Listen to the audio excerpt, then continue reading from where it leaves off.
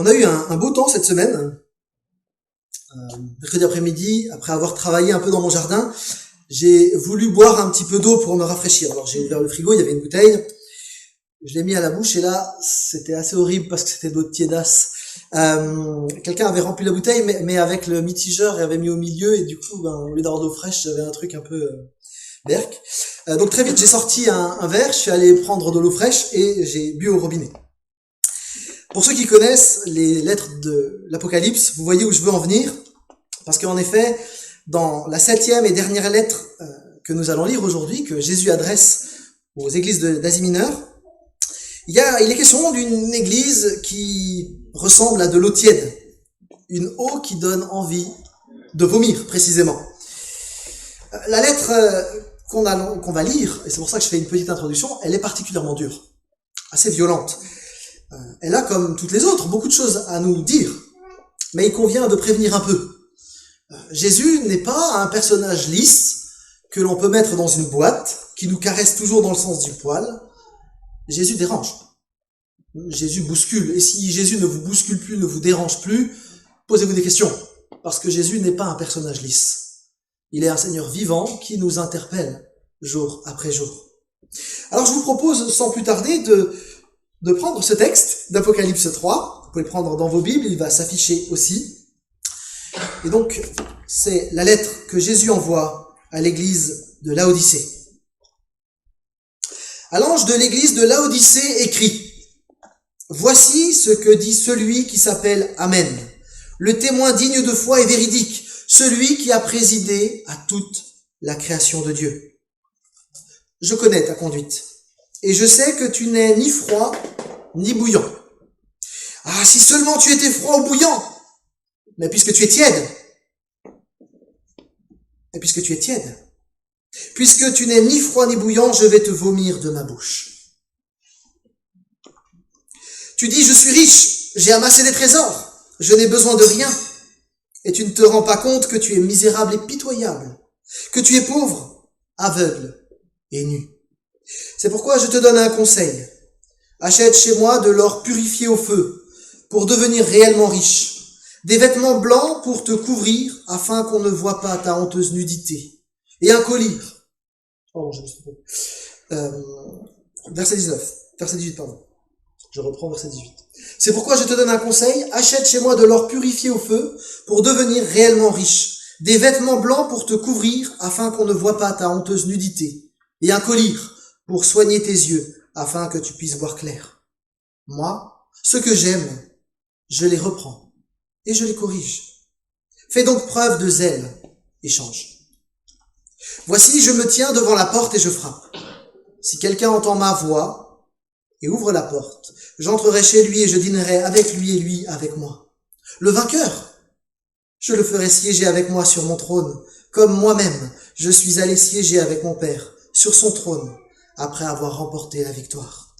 Que celui qui a des oreilles écoute ce que l'Esprit dit aux églises. Laodicée, dont il reste pas mal de vestiges, c'était une ville importante, probablement l'une des plus grandes de la région. La ville était installée dans une vallée fertile, la vallée du Lycos, qui était une rivière qui passait, et la ville était particulièrement prospère. Il y avait 3 grandes routes commerciales qui partaient de cette ville, et Laodicée était devenue un des centres commerciaux les plus riches de toute l'Asie mineure. Même de tout l'Empire, en réalité. De tout l'Empire romain, qui allait de l'Espagne jusqu'à l'Asie mineure, en passant par Rome et toute la Gaule. À titre d'exemple, on sait qu'en 60, la ville a été détruite par un tremblement de terre. Et contrairement aux autres villes, Laodicée n'a pas demandé à l'empereur de l'argent pour reconstruire. Non, les Laodicéens, ont refusé l'aide impériale et se sont autofinancés leur reconstruction. Ils ont même rajouté plein de bâtiments tellement ils avaient d'argent. On a la trace encore d'une porte monumentale de la ville qui a été créée à cette époque. La ville était connue en particulier pour ses banques aux coffres remplis d'or. Si vous voulez, c'était une mini-Suisse. Dans une lettre d'époque qu'on a retrouvée, Cicéron explique qu'il y a posé une bonne partie de sa fortune. La ville était aussi connue pour son savoir-faire dans la confection de vêtements. On sait aujourd'hui qu'il produisait notamment une laine à la texture très douce, une laine noire particulière, très appréciée alors, et qui s'exportait dans tout l'Empire. Enfin, il y avait une école de médecine qui était particulièrement réputée. On sait par Aristote et Galien que les Laodicéens avaient inventé une huile pour les oreilles et une poudre pour les yeux que le monde antique s'arrachait véritablement.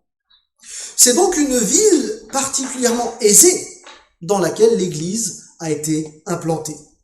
Cette Église, elle a probablement été fondée par Épaphras, un des disciples de Paul, et on a quelques traces de cette Église dans la Bible. L'Épître aux Colossiens mentionne des frères de Laodicée, une église. Mentionne aussi une église de maison qui se réunit chez une certaine Nympha. Parallèlement à la lettre écrite à Colosse, on apprend que Paul a écrit une lettre à Laodicée. Alors, il est possible qu'on ait perdu cette lettre, à moins qu'il ne s'agisse en fait de la lettre aux Éphésiens, puisqu'on a des traces de cette lettre sans en-tête, et il est possible que ce soit cette lettre-là qui était envoyée à toutes les églises du secteur, et Laodicée et Éphèse sont pas très loin, et donc on peut estimer qu'il s'agirait de la lettre aux Éphésiens, qui serait la lettre à Laodicée. Peu importe. Donc cette église de Laodicée, elle a été accompagnée par Paul, et elle est assise sur des bonnes bases. Et c'est vrai, il n'y a pas de dérive doctrinale qui est mentionnée dans la lettre. Il n'y a pas d'immoralité, d'idolâtrie, d'apostasie, de persécution. Non, tout semble bien de l'extérieur. Pourtant, la lettre que Christ adresse à l'église est assez brutale.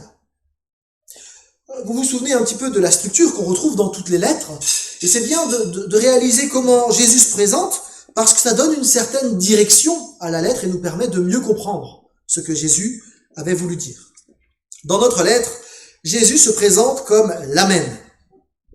Voilà, un peu bizarre comme ça. Enfin, Amen, c'est un mot hébreu qui veut dire, c'est la même racine que ferme, fiable, durable, vérité. C'est du vrai, c'est pas du toc. C'est ça l'idée. Donc en se présentant comme l'Amen, le Seigneur rappelle que c'est son jugement qui compte et non pas celui de ses gens. Nous l'avons dit avec les enfants tout à l'heure, chacun de nous peut porter un masque, comme le clown. Mais Dieu, lui, il regarde à l'intérieur. Rien qu'avec la présentation de Jésus, qui insiste sur son authenticité, puisqu'il est l'Amen, le témoin fidèle et vrai, on se rend bien compte qu'il va être question d'authenticité. D'ailleurs, le texte que nous avons sous les yeux fait un écho évident avec un autre texte dans Jérémie 42, où Dieu se présente comme le fidèle et véritable, celui qui peut juger. Et donc Jésus, dans cette lettre, se présente comme Dieu, le seul Dieu qui juge. Et son jugement est sans appel. Je connais ta conduite, et je sais que tu n'es ni froid ni bouillant. Ah, si seulement tu étais froid ou bouillant! Mais puisque tu es tiède, puisque tu n'es ni froid ni bouillant, je vais te vomir de ma bouche. L'image est violente.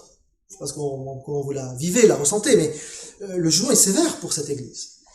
On a dit beaucoup de choses sur ces textes-là, et certains commentateurs font, à n'en pas douter, fausse route quand ils commentent ce texte. Parce que c'est assez facile d'imaginer c'est quoi un bouillant pour le Seigneur.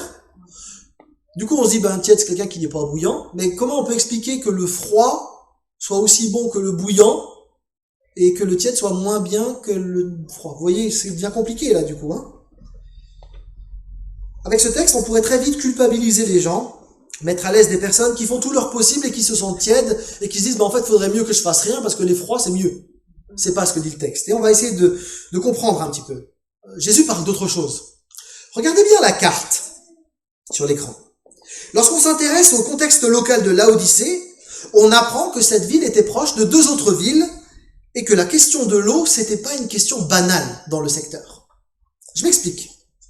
À Hiérapolis, il y avait des eaux chaudes. Encore aujourd'hui, c'est possible de profiter des eaux thermales sur place. Parce qu'à côté de cette ville, il existe des sources d'eau qui sont chargées en calcite et qui sortent du sol à une température de 80 degrés. En fait, il y a plusieurs sources comme ça en France. Par exemple, la Chaude-Aigle, dans le Cantal, il y a une source à 82 degrés. Ce sont des eaux qui sont issues des gaz magmatiques et en fait, avec la condensation, ça se refroidit en montant, mais vous avez une eau très chaude qui sort. Et ce sont des eaux qui sont utilisées, bien sûr, pour tout ce qui est traitement par inhalation, les douches, les bains, etc. Et c'est à ça que Jésus fait mention quand il parle d'eau bouillante. D'accord ? De l'autre côté, on a la ville de Colosse. Et à la ville de Colosse, il y avait une source d'eau fraîche et pure qui faisait la richesse de la ville. Parce que la ville, même si elle était assiégée, elle avait cette source d'eau, pouvait tenir un siège pendant un certain temps. À Laodicée, par contre, il n'y avait pas d'eau. Et il y avait même des gros problèmes d'alimentation en eau. La rivière Lycos, elle est à sec pendant l'été, du coup, il n'y a plus d'eau. Et on a trouvé des vestiges d'un aqueduc qui montrent qu'on acheminait de l'eau d'assez loin, jusque dans la ville. Et probablement, on a pris en fait une source d'eau chaude qui refroidissait en fait dans les conduits au fur et à mesure, d'accord ? Et on a des scientifiques qui ont examiné l'aqueduc et qui ont dit que l'eau qui était ramenée en fait était de très mauvaise qualité, très chargée en minéraux, avec des sulfites, avec plein de trucs assez dégoûtants. Et donc du coup, tous les efforts de la ville pour acheminer de l'eau étaient mal payés. C'était pas une bonne eau qui arrivait. Et d'ailleurs, cette eau, elle était nauséeuse, elle était dangereuse. Si vous la buviez comme ça, en fait, vous pouviez tomber gravement malade et même mourir. Il fallait vraiment la traiter avant de pouvoir la boire. Et là, vous comprenez un peu mieux le contexte dans lequel Jésus écrit, et quand il dit, votre eau m'inspire du dégoût. Vous comprenez que pour les Laodicéens, ça fait écho à ce qu'ils connaissent. Ce qui est en jeu ici, en fait, c'est le témoignage de l'Église. Une eau froide ou une eau chaude sert à quelque chose. Mais une eau tiédasse ne sert à rien. Pour le dire plus clairement, l'Église de Laodicée a perdu son utilité. Elle ne témoigne plus de Jésus. Elle s'est mélangée avec le monde ambiant et elle n'a plus de valeur en elle-même. Ce qui faisait sa valeur a disparu. Elle est tiédasse, dégueu, à vomir. Elle ne sert à rien comme l'aqueduc qui aujourd'hui est détruit à Laodicée. Alors essayons de comprendre ce que Jésus essaye de dire à cette église. On sait que, par l'histoire, que la population de Laodicée était une population cosmopolite. Vous aviez des gens qui venaient de partout et qui commerçaient ensemble. Donc on va aller se promener dans les villes de Laodicée à l'époque. Voilà, ça ressemblait à ça. C'est pas des photos d'époque. Les chrétiens de Laodicée, ils pouvaient être imprégnés de l'idée, finalement, de surtout froisser personne, il faut s'accommoder avec tous. Et puis du coup, vous aviez des chrétiens qui allaient offrir un sacrifice au dieu Esculape, et puis un autre qui allait ensuite voir les divinités de la corporation, et puis c'était un brassage joyeux, comme ça. Il y avait bien des hommes et des femmes qui croyaient en Jésus, mais finalement, ils menaient leur vie comme des incroyants. Oh, de temps en temps, ils allaient bien prier, mais finalement, dans la vie de tous les jours, Dieu était assez loin de leurs préoccupations, finalement. Il y avait une forme d'hypocrisie, quelque chose de malsain. L'hypocrisie que Dieu dénonçait déjà au temps d'Israël. Dans le psaume 95, versets 10 et 11, il est dit, Dieu parle et dit, « Pendant 40 ans, j'ai éprouvé du dégoût pour cette génération. Et j'ai dit, alors c'est un peuple qui s'égare, qui ne fait aucun cas des voies que je lui prescris. C'est pourquoi dans ma colère, j'ai fait ce serment, ils n'entreront pas dans mon repos. » En fait, c'est cette mentalité hypocrite, celle d'un christianisme fadasse qui donne à Jésus l'envie de vomir son église. Il nous aime. Il a tout donné par amour pour nous. Il s'est laissé crucifier par amour pour nous, pour que nous soyons son peuple. Et voilà que son peuple s'en fiche royalement de ce qu'il a à dire. Et qu'il vit, ce peuple, comme si Jésus n'avait pas donné sa vie pour lui. L'Église de Jésus-Christ est appelée à faire une différence dans le monde. La menace de Jésus est pourtant conditionnelle, parce que il a envie que ça change surtout. Il a envie que son peuple vive d'une manière qui l'honore, parce que c'est ce qu'il y a de meilleur pour ce peuple. En le servant, quelle que soit la méthode, que ce soit froid ou bouillant, peu importe, mais qu'elle soit utile, cette Église. Une Église qui partagerait son amour, qui ferait du bien aux autres, par la fraîcheur ou par le bouillonnement, mais que ça fasse du bien au monde. Parce que Christ a laissé l'Église pour ça, pour que l'Église fasse du bien à ce monde. Et vous voyez qu'il ne s'agit pas forcément de foncer, de faire plein d'activités, de les empiler, mais d'être intègre, sans mélange, sans hypocrisie, d'être vrai. Le clown que j'ai cité avec les enfants fait plein de spectacles, mais il joue avec un masque. Il empile les représentations, mais il le fait à contre-cœur. Nous avons un risque, en tant que chrétiens, d'empiler des activités sans être tout à fait authentiques devant Dieu. Et je crois qu'il faut écouter ce que l'Esprit dit à l'Église. Le Seigneur nous appelle à vivre dans une certaine forme de radicalité. Alors parler de radicalité, c'est pas sans difficulté, dans une période où on se méfie des radicaux. Donc je vais bien définir de quoi on parle avant qu'on avance un petit peu. Je suis pas en train de parler de comportements irresponsables, de fanatisme ou de choses qui seraient déconnectées de choix personnels. Comprenez-moi bien. C'est le contraire. En fait, c'est plutôt vivre un vrai choix, assumé chaque jour. Vivre une vie centrée sur Jésus-Christ. Alors vivre une vie centrée sur Jésus-Christ, c'est une expression qu'on utilise beaucoup, mais ça veut dire quoi concrètement?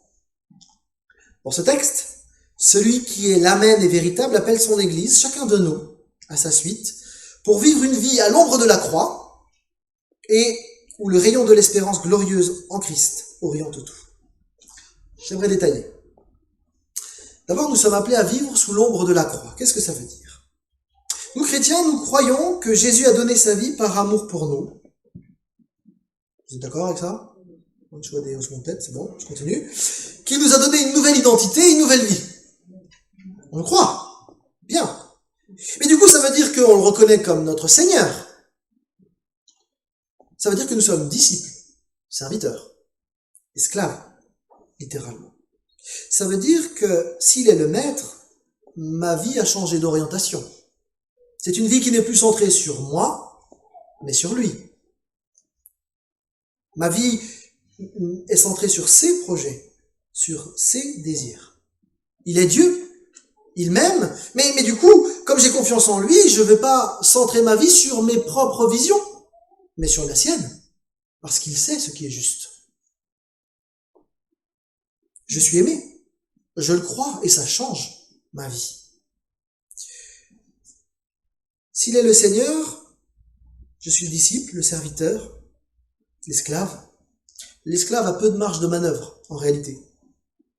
Tout comme Christ a servi le Père en obéissant, jusqu'à la mort à la croix, nous sommes nous aussi appelés à vivre dans l'ombre de la croix, à suivre son exemple, et je crois qu'on l'évacue peut-être un petit peu vite, cette exigence.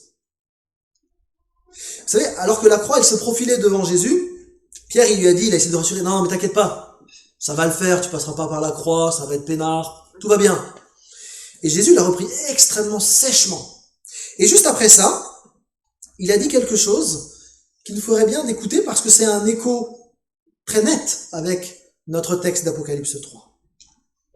Là-dessus, Jésus appela la foule ainsi que ses disciples et leur dit, si quelqu'un veut me suivre, qu'il renonce à lui-même, qu'il se charge de sa croix et qu'il me suive. En effet, celui qui est préoccupé de sauver sa vie la perdra. Et celui qui perdra sa vie à cause de moi et de l'évangile la sauvera. Si un homme parvenait à posséder le monde entier, à quoi cela lui servirait-il s'il perd sa vie? Et que peut-on donner pour acheter sa vie? Si quelqu'un a honte de moi et de mes paroles au milieu des hommes de ce temps, qui sont infidèles à Dieu et qui transgressent sa loi, le Fils de l'homme, à son tour, aura honte de lui, quand il viendra dans la gloire de son Père avec les saints anges. C'est un texte qui dérange, Enfin vous, je sais pas, mais moi je trouve que c'est un texte qui dérange beaucoup. Parfois on l'évacue un peu vite, rapidement, en disant, bah oui, on change le sens, on dit, bah Jésus, en fait, il va nous aider à porter notre croix. Mais c'est pas ce que dit le texte, Le texte, il annonce très clairement que Jésus offre la vie éternelle, mais qu'en même temps, il va y avoir des soucis pour ceux qui s'engagent à sa suite. Il y a un prix à payer. Être disciple de Christ, c'est pas vivre sa vie et de temps en temps, quand j'ai besoin, je sors Dieu du tiroir. Être disciple, serviteur, esclave par choix, pas évident. On préfère être le maître. En tant que chrétien, on doit se soumettre et on veut se soumettre au vrai maître, par choix. Parce qu'on sait que ce que lui pense est plus juste que ce que moi je pense. Et le disciple ne peut pas évacuer cette difficulté de suivre Christ comme Pierre aurait voulu le faire. Écoutez ce que dit Dietrich Bonhoeffer, un chrétien allemand qui a payé de sa vie son attachement à Christ. De même, le Christ n'est le Christ qu'en tant qu'il souffre et il est rejeté. Jésus-Christ, il n'aurait pas été le Messie si finalement il n'était pas passé par la croix. D'accord? Eh bien, de même, le disciple n'est disciple qu'en tant qu'il souffre, est rejeté et est crucifié avec lui. La marche à la suite de Jésus place celui qui marche sous la loi du Christ, c'est-à-dire sous la croix. Bon, quand même, Dieu va pas nous demander de souffrir, quand même. Il nous aime, il va pas nous demander ça. J'ai pas envie de ça, moi. En disant ça, je suis maître ou je suis disciple? Rassurez-vous, on va peut-être pas tous connaître la persécution, je le souhaite. Je prie pour ça. Mais cette possibilité pourrait nous être demandée à nous tous, à chacun. Pas parce que Dieu nous veut du mal, mais en tant que disciples. Puisque Dieu est maître, il nous faut le représenter en toutes circonstances. Et le texte de Marc et celui de l'Apocalypse 3 est dur à cet égard. N'est disciple de Christ que celui qui est prêt à le suivre partout, tout le temps. Nous sommes des suiveurs de Christ. Christ a été rejeté par ce monde. Il ne faut pas nous attendre à ce que le monde nous fasse des câlins tout le temps. On est plutôt tranquille. Et si ça changeait? Est-ce que l'Église abandonnerait sa foi ou est-ce qu'elle continuerait de témoigner de celui qui est le chemin, la vérité et la vie? Alors c'est vrai, c'est difficile, c'est incontestable. Hein. Suivre Christ, c'est pas une sinécure. Hein. Mais la vie sous l'ombre de la croix est nécessaire pour tout chrétien. Peut-être qu'avec les premiers disciples, on devrait, à un moment donné dans notre histoire, quitter notre maison, notre profession pour suivre Christ. Peut-être qu'on sera obligé d'affirmer notre foi face à la pression d'autorités malveillantes. Peut-être qu'il faudra s'agir d'une vie d'une manière nouvelle, à contre-courant de ce qui se fait dans notre entreprise. Peut-être il faudra vivre de l'amour dans une société totalement indifférente à l'autre. Je crois que ça, on est appelé à le faire déjà maintenant. Dans tous les cas, nous devons vivre notre vie sous l'ombre de la croix, en mourant à nous-mêmes pour suivre l'appel de Christ. On suit un crucifié, un rejeté, mais on suit le victorieux, celui qui aura le dernier mot de l'histoire. On le rappelle souvent lors des baptêmes, mais le baptême chrétien, c'est le signe d'une mort à soi-même pour ressusciter à la suite de Christ. Ceux qui se fait baptiser a fait le choix de devenir esclave de Christ. C'est pas normal. Mais pourquoi est-ce que les baptisés font ça? Parce qu'ils savent que celui qui suivent, c'est quelqu'un qui les aime profondément et qui a une vision plus juste que celle des humains. On ne peut pas évacuer l'exigence qui est demandée à celui qui veut suivre le Seigneur. Nous avons un Seigneur qui s'est dépouillé de tout pour nous, et ce Seigneur-là nous appelle à sa suite. Est-ce que c'est vraiment lui que nous voulons suivre? Vraiment centrer nos vies sur lui? Nous chantons le magnifique cantique « Tout est centré sur toi, Jésus ».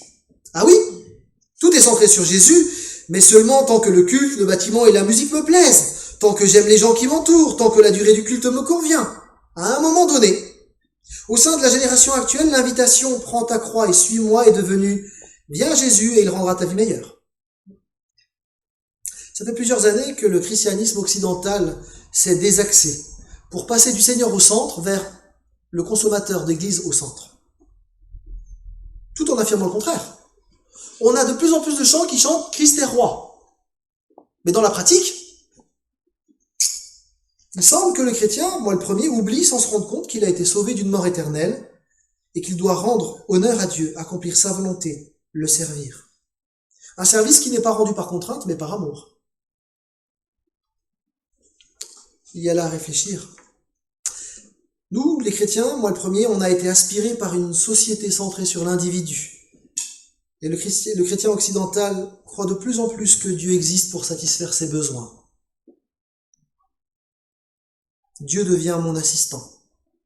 Seigneur, j'ai un projet, il faudrait que tu m'aides. Et lui, le maître, le vrai maître, que veut-il? Est-ce que vous savez ce que Dieu attend de vous dans la situation que vous vivez? Qu'attend-il? Pour le dire d'une autre manière, de façon imagée, on a troqué l'exigence de la vie sous la croix par une sorte de foi dans un distributeur de bénédictions. Vous avez besoin d'un ami? Dieu est là. Vous cherchez la direction pour votre vie? Dieu est là. Vous avez besoin d'une question, un défi? Dieu a la réponse. Alors c'est pas faux en soi, mais ça désaxe complètement le christianisme. Christianisme qui met Christ au centre. Nous sommes chrétiens. J'aime le répéter. Il y a une interpellation à entendre avec notre texte du jour. En tant que chrétiens, nous ne voulons pas une religion à consommer où nous recevons ce que nous voulons, mais nous disons que tout est centré sur lui. Ça implique une décision, c'est pas obligatoire. Dans le texte de Jésus, si quelqu'un veut me suivre, on a le droit de ne pas y aller. C'est pour ça que c'est pas du fanatisme, c'est qu'il y a un choix résolu. La croix n'est pas le terrible aboutissement d'une vie pieuse et heureuse, mais elle est dressée au commencement de la communion avec Jésus-Christ, nécessairement. La lettre de Jésus à l'église de Laodicée reprend sévèrement les chrétiens parce qu'ils ne vivaient plus à l'ombre de la croix. Ils vivaient un christianisme de nom mais sans plus suivre Christ. Ils ne l'écoutaient plus, ils l'avaient presque oublié. Jésus, par amour, pointe du doigt l'aveuglement qui est le leur. Ils ne voient plus non plus la véritable lumière. Ils ont échangé ce que Christ veut leur offrir par d'autres choses, les lumières de leur monde. Les Laodicéens prétendaient qu'ils n'avaient besoin de rien. Ma vie est complète. Tout va bien. La réalité que Jésus annonce, c'est qu'ils sont pauvres, en dépit de leur argent. Ils sont nus, malgré l'abondance des biens et des différentes choses qu'ils avaient avec le textile. Ils sont aveugles, malgré le nombre de médecins. Et c'est pourquoi cette église est la seule, parmi les 7, à être appelée misérable. Tu te crois riche, mais sans Christ, t'es pauvre. Jésus les interpelle, ils font fausse route, ils voient pas. Ils voient pas. Et Jésus, par amour, leur dit, les gars, vous faites fausse route. Vous n'êtes pas dans la bonne direction. Alors le Seigneur conseille quelque chose à son église. Il y a plusieurs théologiens qui voient quelque chose de beau dans ce conseil qui est donné par Dieu, le roi des rois, qui exige pas mais qui conseille. En fait, je crois pas que ce soit quelque chose de beau, ça. Je suis plutôt de l'avis de Sylvain Romerovski qui dit que c'est quelque chose de terrible. Il est tout de même frappant que le Seigneur ne se soit pas adressé comme cela aux autres églises. Il parle ici comme quelqu'un qui n'est pas reconnu comme Seigneur de l'église, mais quelqu'un juste qui peut donner un conseil parce qu'on ne l'écoute plus. Le conseil est simple. Il faut acheter des choses à Christ. Il s'adresse à des marchands, alors il adapte son discours. Sur la place du marché, les chrétiens doivent troquer leurs achats habituels par des choses non périssables, qui ont une valeur éternelle. Faire un choix. Alors cet achat, il est particulier parce qu'en réalité, c'est un achat gratuit. C'est une faveur divine qui fait écho à un texte très beau d'Ésaïe 55. C'est un cadeau de sa part. Jésus a une vue beaucoup plus juste que la nôtre et il veut nous offrir plus que tout ce que ce monde peut nous offrir. Jésus-Christ aimerait nous permettre de vivre vraiment, de trouver une joie profonde. Vous tous qui avez soif, venez. Voici de l'eau. Et même vous qui n'avez pas d'argent, venez acheter et manger. Venez acheter sans argent, oui, sans paiement, du vin, du lait. Pourquoi dépensez-vous votre argent pour payer ce qui ne nourrit pas? Pourquoi travaillez-vous pour une nourriture qui ne rassasie pas? Écoutez. Oui, écoutez-moi. Alors vous mangerez ce qui est bon. Vous vous délecterez d'aliments savoureux. Tendez l'oreille, venez à moi, écoutez-moi, et vous vivrez. Jésus-Christ nous invite à ça, à la vraie vie. Le chemin vers cette vraie vie doit être marqué par une radicalité dans l'amour, par une persévérance, par une consécration, parce qu'il y a un but.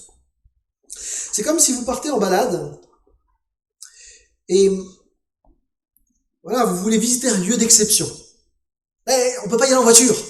Il faut prendre un chemin qui monte, qui est assez escarpé. Mais c'est que en prenant ce chemin-là que vous pourrez finalement contempler ce lieu incroyable. Pas facile. Ça grimpe. Il y a du soleil.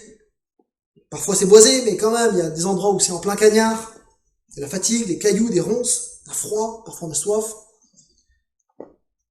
Mais suivre le guide jusqu'au bout nous permet de voir cette vue incroyable et de trouver la ferme auberge qui va bien, qui fait hyper plaisir à l'arrivée. Oui, je viens des Vosges et je revendique.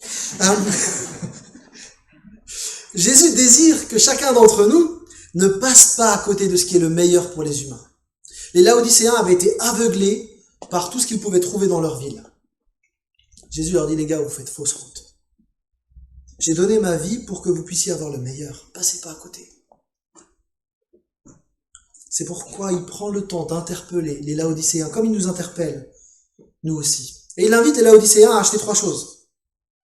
De l'or purifié au feu, pas l'or des banques, mais un or éternel, un or spirituel. Cette richesse éternelle que le Père donne en héritage à ceux qui lui font confiance. Cet or purifié vaut la peine qu'on laisse tous les trésors de ce monde pour suivre Christ. Il ne s'agit pas d'être irresponsable dans notre gestion de l'argent, ne faites pas dire ce que j'ai pas dit, mais véritablement de considérer Christ comme le gain suprême. Dire « je crois que Christ est le bien suprême » doit avoir des implications dans notre vie. Je peux pas juste chanter ça le dimanche matin, j'ai tout en Christ, et puis dans la semaine vivre comme si Christ finalement c'était l'option, la 5e roue du carrosse. Ils doivent aussi acheter des vêtements blancs. Rappelez-vous, à Laodicée, on fabrique de la laine noire. C'est intéressant, le contraste. Ici, il s'agit de se couvrir pour ne pas être honteusement nu, mais d'être couvert par la justice de Christ. Cette lettre s'adresse à des gens qui étaient dans une culture de l'honneur. Pour eux, c'était pas concevable de se retrouver nus dans la rue. Dans nos sociétés, il y en a que ça dérange pas. Dans la société de l'époque, c'est inacceptable. Pour moi aussi, mais bon, après, chacun fait ce qu'il veut. Mais à l'époque, c'était la mort sociale, c'était la honte absolue. Il n'y avait plus personne qui vous parlait jusqu'à la fin des temps. En fait, Jésus dit qu'on est dans cet état, sans lui, même si on a les derniers habits à la mode de Laodicée. Il nous faut les vrais habits qui sauvent de la honte du péché. Si on a reçu Christ, c'est pas la peine de courir pour se faire une réputation, un nom, une gloire. Ce que Christ nous a offert suffit. Ils doivent aussi acheter un collyre pour soigner les yeux. Là aussi, il ne s'agit pas de s'appuyer sur les grandes découvertes de la ville en matière de santé, mais de se laisser toucher par le Saint-Esprit qui nous enseigne en toutes choses. De le laisser nous montrer ce que lui veut nous montrer. Et parfois, le Saint-Esprit va nous faire des trucs pas logiques. Pensez à la bataille de Jéricho. Josué, vaillant guerrier, il y a là une citadelle, tu vas faire le tour de la ville en chantant. C'est pas comme ça qu'on prend une ville. A priori. Pensez à Philippe. Tu vas aller partir de la grande ville là où t'es, où il y a plein de monde, tu vas aller dans une rue déserte. Là-bas dans le désert, vraiment, c'est là-bas que je dois aller, ça n'a pas de sens. Pourtant, c'est là-bas que le Saint-Esprit l'emmène. Le Saint-Esprit peut nous surprendre, pourrait nous faire des choses qui ne paraissent pas logiques. Mais c'est en se mettant à son écoute que les chrétiens pourront voir clair.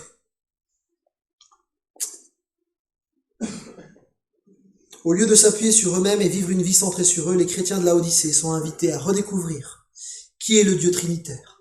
Le Père qui donne le trésor éternel. Le Fils qui offre le salut et couvre de sa justice. Et le Saint-Esprit qui permet de voir clair. C'est en se mettant à l'écoute du Dieu 3 fois saint que nous pouvons vivre une vie comme Christ l'attend. On le voit dans le texte, l'amour de Christ n'est pas éteint pour les Laodicéens, même s'ils ont oublié qui était Christ. Le reproche qui est dur ici est destiné à les secouer, à leur permettre de changer vraiment. Il veut les amener à bon port, il veut pas qu'ils se perdent en chemin.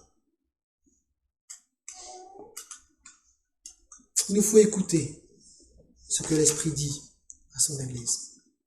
Je conclus. On l'a vu tout au long de cette lettre, Jésus pointe du doigt non pas un manque d'activité, mais un christianisme fade, tiédasse, sans saveur, lié à un désaxement coupable où on ne met plus Dieu au centre et qu'est-ce qu'il veut, mais où on se met soi au centre. Jésus pointe du doigt une vie qui ne tient plus compte ni de la croix ni de la gloire à venir, mais qui ne cherche qu'à vivre ici et maintenant sans perspective, sans un véritable attachement au Seigneur. Dans cette lettre, Christ oblige l'Église à prendre conscience de sa pauvreté, pour se remettre en question et avec humilité demander de l'aide à Christ. Il lui faudra pour cela sacrifier sa prétendue richesse et ses illusions. Les jugements acerbes de Christ ne font qu'exprimer une tendresse profonde qui devrait les conduire à la repentance. Jésus-Christ annonce, il se tient à la porte. C'est un texte qu'on utilise souvent pour dire aux non-chrétiens, Jésus est à la porte de ton cœur, il frappe, ouvre-lui. Et c'est vrai, c'est pas faux en soi, mais c'est pas le sens normal du texte. Ce texte s'adresse à des chrétiens. Et là, on a une sale surprise. Jésus-Christ arrive à la porte de son église, il frappe, il est dehors de l'église. Nul ne s'est empressé à sa rencontre. La porte est close à l'heure où vient le roi. Il ne pénètre pas par effraction, il frappe. Et ses coups nous font mal. Car aussitôt la conscience de notre faute s'éveille. Nous avons mis Christ en dehors de l'Église. Tout le refrain de l'Apocalypse ici résonne. Il vient, mais son Église n'est pas prête. Elle vit comme si Christ n'était pas là. Elle vit comme si Christ n'avait rien fait. Chacun vit sa vie, et le roi trouve porte close devant son Église. Que le Seigneur nous garde et nous aide à être en veille, attentifs avant son retour. Nous voulons vivre sous l'ombre de la croix et dans la perspective de son retour glorieux. Jésus réaffirme la promesse pour le vainqueur. Voici, je me tiens devant la porte et je frappe. Si quelqu'un entend ma voix aujourd'hui et ouvre la porte, j'entrerai chez lui et je dînerai avec lui et lui avec moi. Le vainqueur, celui qui a persévéré, je le ferai siéger avec moi sur mon trône, comme moi-même je suis allé siéger avec mon Père sur son trône après avoir remporté la victoire. Que celui qui a des oreilles écoute ce que l'Esprit dit aux églises. Prions.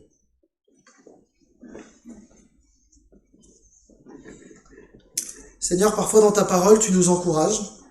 Parfois dans ta parole, tu nous reprends. Dans tous les cas, tu nous parles. Seigneur, nous ne voulons pas faire sourde oreille. Seigneur, nous désirons effectivement prendre à cœur l'exigence de la vie chrétienne. Nous sommes des chrétiens. Nous voulons avoir cette vie centrée sur toi parce que c'est de loin le meilleur. Nous avons pour la plupart expérimenté cela.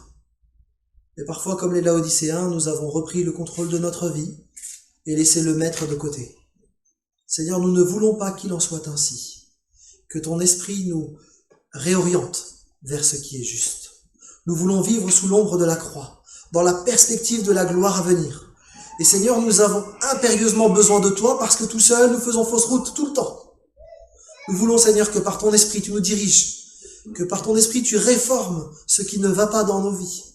Nous voulons nous mettre à ton écoute.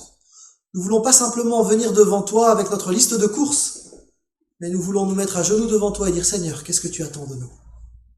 Seigneur, qu'est-ce que tu attends de moi? Père Céleste, merci parce que tu nous as donné ton héritage, qui ne peut ni se souiller, ni se détruire, ni perdre de son éclat. Merci Jésus-Christ parce que tu nous couvres notre nudité du péché. Tu nous donnes des vêtements propres, justes. Saint-Esprit, merci parce que tu nous éclaires. Oui, Seigneur Dieu, Seigneur Dieu, 3 fois saint, nous voulons vivre une vie qui t'honore. Amen. Amen. Merci de votre attention.